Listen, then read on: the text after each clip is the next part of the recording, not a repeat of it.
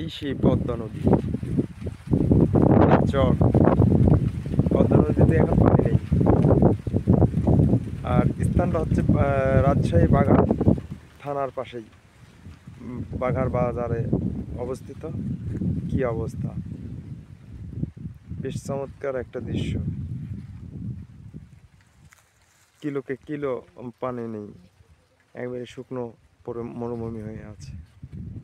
এখানে অনেকেই ধানও লাগানো হয়েছে, বেশ ভালো চমৎকার।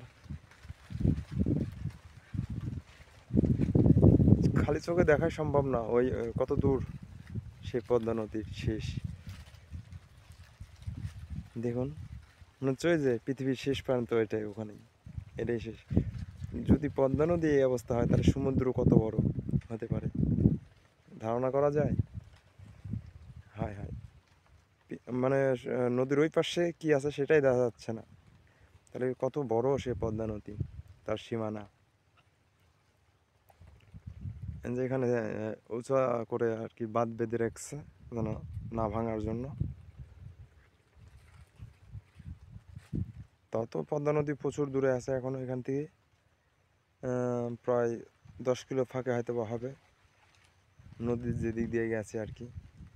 তবু যে সময় আর কি পানির আপনার শ্রাবণ আসে, সেই সময় এগুলোতে পানি উঠে আসে, এগুলো সব ডুবে যায়, চর পড়ে যায়।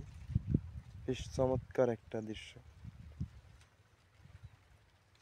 পৃথিবীটা কত বড়, অকল্পনীয় চিন্তাধারা। এর এই পৃথিবীর মধ্যে কত কি আছে, জানার খুব আগ্রহ হয়, কি আর করা।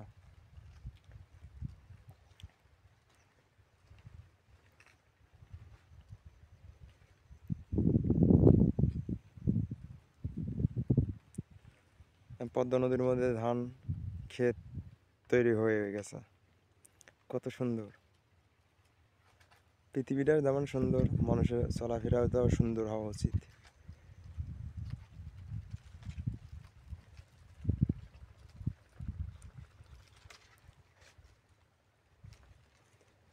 নিঝুম এলাকা, অনেক দূর পর্যন্ত মানুষ নেই, মানুষ দেখা যাচ্ছে না।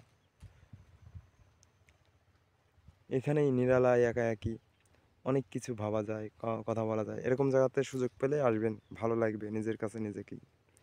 অনেক কিছু গবেষণা করতে পারবেন, নিজেকে চিনতে পারবেন, নিজেকে চেনার চেষ্টা করতে পারবেন যে পৃথিবীটা কি, আসলে কিছুই না, মায়া, মমতা, কিচ্ছু নেই, ভালো লাগা।